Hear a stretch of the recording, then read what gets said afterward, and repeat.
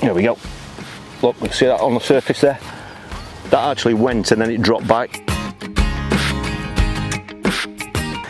It's the middle of April and it's a beautiful sunny day, and this is the perfect opportunity for me to have a go on the method feeder but fishing meat. We've had about 7 or 8 days of really nice warm sunshine, so that water temperature is getting that little bit warmer now. The fish are starting to wake up. I'm at a fantastic fishery. This is Makins. It's a massive complex. I'm over here on a lake it's about 15-16 meters wide, and I'm going to be fishing with a method feeder. There's plenty of colour in the water. There's 1 or 2 fish cruising around. However, there was a frost last night, which is very common for April, but as we've seen over the last few days, within probably 3 hours of starting, we start to see the fish moving, waking up, and I'm pretty sure that they are going to be homing in on that meat.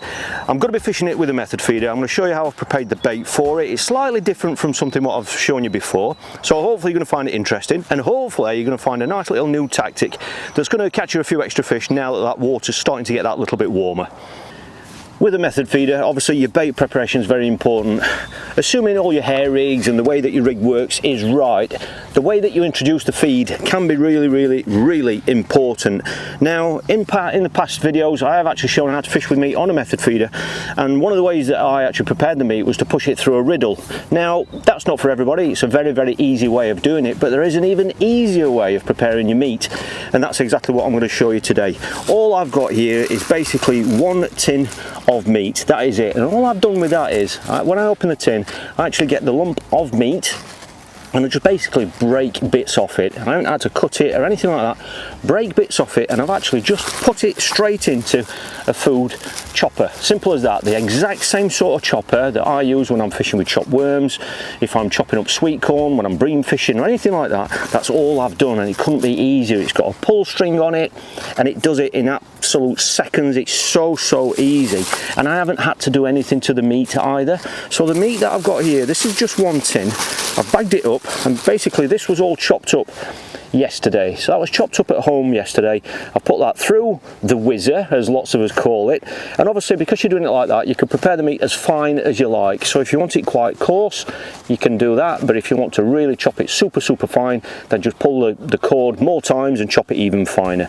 And that is it. All I did then was simply empty it out of the container, out of the chopper, straight into a bag, as you can see, and then all I did was squeeze the air out, tie it up, and then I've stored that in the fridge overnight. I haven't had to add any extra hot water to it or anything like that to make it sink, because this sinks already how it is. It is obviously going to be added to the ground bait, but I'm sure you'll agree that, you know, there isn't much of an easier way of preparing meat for fishing, for this style of fishing. And all I'm going to do is basically add it to the ground bait. Now, the ground bait that I've got for this particular session is quite simply F1 green. It's a super ground bait that I'll use on lots of different venues, both commercials and natural venues. And I've got to openly admit, it's not the perfect ground bait for fishing on a method feeder. It doesn't bind brilliantly, so if you are struggling with any sort of getting the ground bait and the bait to stick around your feeder, then obviously something like a match method dar could be fantastic, because they are designed for method feeder fishing. However, today, because I'm fishing with an open method feeder, that's the one with sides on it, that does help hold this bait in the feeder okay, and it empties really quickly. I haven't mixed it too damp, so it is quite dry, and all I'm going to do is simply just add 1 handful of ground bait into the bowl, and then a second one, and then all I'm going to do then is get 1 handful of the chopped meat, just in its raw state like that, 1 handful into the ground bait, and I'm just going to mix that around and have a look at what kind of ratio we've got there. Now, there might be times when you don't want to feed too much, you know, like I said, it's the middle of April, and so you might not want to feed too much, you know, and as you can see there, that is quite rich. So all I'm going to do for now is get 1 more handful of ground bait, change that ratio, so that is now 3 handfuls to 1 of meat. And as you'd expect, because I've still got all this extra ground bait here, because I've got all that meat there, I can change the consistency, or I can change the ratio of this as the session progresses. If you feel there's more fish there and you want to feed them, you can do that, and vice versa, you can add more ground bait to it if you want to cut back on the feed. And that is it. That is going to be enough to just hold into the open method feeder. I'm going to be fishing with a little feeder, so you don't want to be packing it in too tight, but we're fishing in very shallow water as well. So literally we're only casting about 16, 17 meters, something like that. So you don't have to pack it in too tight. And in the middle of that is going to be your lovely, juicy, hair-rigged piece of meat as your bait. I can't wait to get fishing, I'll be absolutely honest with you. It's beautiful, isn't it? There aren't any, well, there are not many anglers fishing at the moment. I've seen a couple of fish moving shallow, but that doesn't bother me too much because the area that I'm going to be targeting is tight to that other bank where it is quite shallow anyway, and we might even see fish moving in that water. Once we get some feed going in, we might see signs of fish moving. So let me just quickly show you the setup. Because it is so narrow here, as you can imagine, I'm only fishing a short rod. This is a 9-foot XRC feeder. Just quickly show you that. It's a fantastic rod, especially for the money as well. 9 foot, that's all I need. I've got 8-pound Horizon mainline, no fancy shock leaders, a nice 3000 HX Pro reel, and that's all I need. I've already clipped up, so I know that this is clipped up about that far from the other bank. Obviously I can come back if I feel the fish are in slightly deeper water. We've got lots of flexibility, and what you've got to remember is when you're fishing across like this or up to islands or anything like that, just by you fishing that line and retrieving the feeder, you're automatically, you know, dragging bait back towards you, so the bait will automatically be working its way towards you anyway, and down any sort of slope. So don't forget that, you know, if you do catch in the shallow water or you're struggling, you can just hit your clip a little bit further back, and that'll land in the slightly deeper water, and you might find you're going to pick up fish there. And all I'm going to fish is a nice little, I mean this one's 15 gram, it's a nice open method feeder, free running. There we go, nice and simple. I'm just going to fish that with a nice 4-inch hook length, and that's it, size 14 hook, and simple as that, you know. So I'm going to get my side tray sorted out, and I'll just quickly show you how I'm going to be hooking the actual bait itself, and I can't wait to get some bait out there. So I'm already clipped up, and these pegs on here, just like on lots of other lakes around the country, they have actually got a peg number stake opposite you, so it actually tells you that if you are in a match, it shows you what line you can cast on, which really helps, because, you know, some platforms, if they're going off at a slightly different angle, it can help any sort of confusion in matches, especially if you've got every peg in as well, just like on some club matches and stuff. So this is peg 13, and peg 13 is actually there is a stake on that bank that's saying I cast there, which is slightly, it is slightly to my left, but that's just the way that the platform's positioned, because that way it allows these pegs to my right and left to all have their own water to fish to as well. So let me just show you the meat. Now, as regards preparing the meat for the hook, one of the things you can do is just get your meat and just slice it into slices, basically whatever thickness you want, and you can have a, you know, lots of people have like a slice of meat there in a tray, and then they just simply use a punch and just punch out the meat as they go for the hair rig. I'm not going to do that today. The reason for that is because I am actually going to be fishing on the pole a little bit later on, and I've prepared some meat for the pole. Now this is obviously for a different video, but I have prepared some meat for feeding on the pole. Now this has had some hot water on there. I will show you how, you know, I've looked at so many different ways on the internet up and down over the years about the best way of preparing meat, you know, and you know in past years I have just chopped the meat on the bank. You know, I've got a tin, used the meat cutter and done it on the bank, but it ends up being incredibly messy. You know, you end up with fat everywhere, and if you're fishing on a pole, the fat's all over the pole, and it doesn't sink as good because there's a lot of fat in there. I've looked at so many different ways of preparing the meat. This one basically I prepared yesterday, so all I did yesterday was just put this meat through a meat chopper and just poured hot water over it. I only did it twice. I probably should have done it 3 or 4 times, but as you can see, I mean, there is still a little bit of fat on the top, but the meat is much better. You know, as you can see, there's nowhere near as much fat on my hands and stuff. Ideally, if it had been a match, I would have done it probably a couple more times, just so all that fat would have gone, but that's fine for today, you know, for this session. But what I'm going to do is, the reason why I pointed that out is, what I'm actually going to be doing today is just as and when I needed a piece of meat for the hook, all I'm going to do is just get one of these cubes, pop it in my bait box like that, and the size of the punch that I've got here, which is 8mm, I can just simply punch out a nice piece from each cube. It just means I haven't got to get another piece of meat out, you know, and start slicing up meat for the sake of it, when, you know, I'm only going to be punching out bits for the to go on the hair, as you can see, and that'll fit in my open method feeder just nicely. There are obviously bigger punches I can use, or smaller, but if you just have a look at that there, that's one exactly the same. I've just punched it out from a cube, and that's going to sit right there in the middle of the feeder. So that one's been on there about 5 or 10 minutes. I think it's going to be okay, but this may because I've got rid of a lot of the fat out of it, it makes it a little bit tougher. It obviously sinks better, but that's not an issue for what I'm doing here. But all I'm going to do now, as you can see, 15 gram open method feeder, I'm already clipped up. And all I'm going to do is simply, now obviously you've got to be careful with this because you don't want to squash the meat so that it comes off the feeder. And all I'm going to do is leave it so there's a little bit of a recess in the middle of the feeder there, like that. Lay the hook bait in there and just lightly cover it. Like I say, I'm only fishing in about 2 feet of water maximum. So that's all I'm going to do. That's it. All I'm going to do. I don't want to squash that meat so it comes off. And just see if there's anything out there. I haven't seen any fish moving. I haven't put any bait in yet. So this is clipped up, so let's get out there and see if we can start seeing some signs of fish. Now I'm just going to go slightly to the right of that stake, just because I think the bottom's a little bit better than exactly on it. I haven't got my butt rest ready, so let me get that butt rest in place. I'm fishing a method feeder, so if I get a bite while I'm doing this, I'm going to know, aren't I? I'll feel it through the rod. I'll just pop that on there. I'm not going to tighten up too much because I don't want to risk dislodging that feeder. You know, if it is on a slope, it's only a light feeder. Just move that out of the way for you. If I put that like that, you might see any bites that we get. And that's all I'm going to do. Now it might take a while to get a bit of bait. If they aren't already fishing that shallow water, it might take a while for a bit of bait to go in. It's so shallow over there. I feel quite confident that if there are any there, they're going to give themselves away. Whether we catch them or not, I'm sure we're going to see if there are any moving out there. The other thing as well is if there are fish up in the water, which, you know, we have seen, because it's so shallow over there and I've got my tip here, my line is going to be going through some of those upper layers.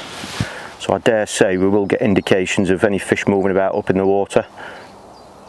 And there we go. I'm not going to go mad with it. Like I say, because obviously I'm clipped up at that range close to the island, I have got the option of dropping it short, so I can drop it down into that slightly deeper water, which might be where the fish are. That was a little indication there. That might be where the fish are after such a cold night. That, you know, they might be just down that slope a little bit. But don't forget, at any stage, obviously, I can work my way up into that shallow water as the day goes on. You know, with this bright sunshine, it's inevitably, you know, it's going to warm those shallow parts of the lake up to some degree. And there we go. Is that on? It's on. First cast. There we go. Absolutely brilliant, that. There was a tiny little indication before, but there was no mistaking that, was there? That was just on. I don't know if it's going to be one of those little stockies. There are lots of bream in here. If you're interested, I did actually film this lake a couple of years ago when it was drained. It was all re-sculpted and everything. All the banks were done and restocked. So I'll put a link to that video at the end of this video for you, just so you can see what this lake was like before its current state. And you can see some of the fish that were being stocked in it. Oh, it's a bit bigger than I thought, that one. Like I say, I've got size, it's a size 14 on, size 14 hook. It's just an old 14 hook length. I'm not fishing too heavy on our new soft steel hook length line that I've been using for about a year. But that's great to get one in that shallow water so early on. But like I say, there we go. But like I say, we have had probably 7 or 8 days of sunshine, so the water is getting warmer. There we go, he's lively, isn't he? Calm down, mate. This is when I wish I'd got my over trousers on. But there we go. Brilliant start. Not quite hooked. It's hooked virtually in the side of its mouth, which is interesting. There we go, some lovely scales on that one, isn't there? See him in the sunshine. Well, first cast. Now, I didn't see any signs out there, but it'll be interesting to see if any fish do go into that shallow water in numbers. Let's get him back. So like I said earlier, the actual ratio of meat to ground bait is entirely up to me. You know, if I feel I want to cut back, I mean, you've got to admit that that is actually, personally, I think that is quite rich. I think there's a lot of meat in there. However, what you've got to remember is that I'm only fishing with a feeder that size. So whilst it is quite rich, when I fill that up, there's not much there, is there? There's a tiny bit of obviously pellet in there from the ground bait, so there's lots of smell coming off it. But if I felt I wanted to feed more, then I could either add more of that chopped meat that I did in the whizzer into this to make change the ratio, or I could simply step up the size of the feeder, make the feeder a little bit heavier or bigger. Inevitably it will be heavier, but make it bigger so that it can carry more weight. So what I'm going to do again is just get a cube of meat, punch that out like so, and don't forget all that extra meat you've got there. See the extra meat around the outside of the punch? Pop that in there, and as the day goes on I can just keep adding that before it dries out into my ground bait. So you're not getting any waste, are you? So let me just pop this on because I'm too busy talking. So I'll just get my speed stop. So I've got speed stop into the meat. If you find that the meat is too soft for this, then obviously doing what I've done as regards getting rid of the fat. I'm not happy with that one, to be fair. I'm going to punch another bit out. And the more fat you remove, the tougher the meat will be. And there are other different sorts of meats you can use. This is quite simply Spam. Alright, so this is just the tin that says Spam on it, basically. But there are other meats. I always carry meats like, I always carry pepperami in my bag, which is super durable. Obviously that's a little bit spicier, but it's much tougher. So that could be an option for you if you want a tougher meat. So all I'm going to do is repeat that again. Bit of bait in the bottom, leave a recess, because whatever happens you don't want to be squashing it too tight, otherwise it's just going to come off. You don't want to be sat there without a bait on. There we go. Let's quickly put that on and go back to that spot. See, I'm not seeing any fish moving over there. That doesn't mean anything. That doesn't mean to say they're not there. I don't want to tighten up too quick because, like I say, it's only a 15 gram feeder and it's on a slope as well, so it would be very easy for that feeder to get dislodged. Sometimes, if it's a really windy day and you've got to be in those shallow water, you might need to step up the weight of the feeder just so it holds better. If you're getting a big bow in your line or anything like that, and that is something that you can always see. That was like a liner.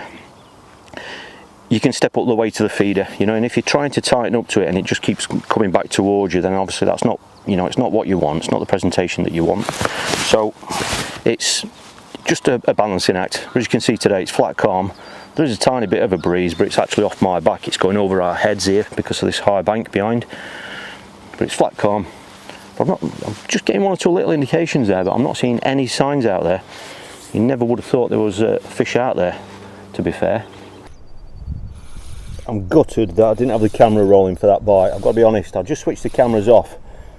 The cameras are getting a bit warm now in this sunshine, but I literally just cast that in and that went as I was tightening up to it. So what I said earlier about if you get a bite whilst you've got your tip under the water and you're tightening up, that's exactly what happened.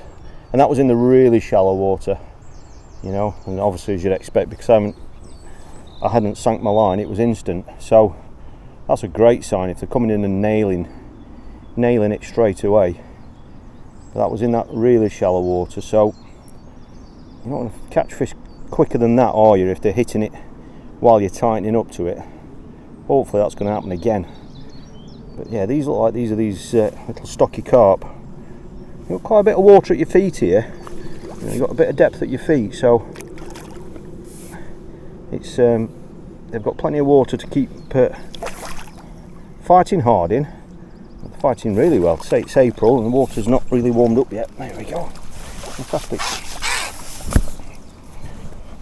So we're getting indications. I've probably had 5 or 6 casts now, but I've only had 2 fish. So the key really is to, obviously, if we can get one every cast, that'd be great. Or certainly at least turn them indications into fish. See, I've just looked up over there. I've just seen a tiny little ripple across there in that shallow water. So we might be seeing signs of more fish moving in. Let's keep going and see what happens. So let's go again. There's a little bit of food in the bottom. Lay your hair rig and your meat in and just cover it. I'm literally only just pressing this ground bait in now, because if you are going to get any quick bites like what I've just had, then you want the fish to be able to get to your hook bait straight away. If they're coming to that splash, to that plop, if they come to your feeder straight away and your feeder and your ground bait is packed on really tight, they're not going to be able to get to it, are they? And that's, you know, that's summer fishing, you know, when we're after quick fish. But it's a fine balancing act, because you obviously want it to stay intact for the actual cast. Now if fish do come into that really shallow water, I'd expect that when I cast in, if there's any there from the previous cast, that you might spook them out of the peg. But you're probably not going to make it out on this camera, but I'm sure, yeah, I've just seen it, that far bank edge, it looks like it's clouding up a little bit. Yeah, it looks like it's clouding up a little bit, suggesting that there are one or two fish milling about there now.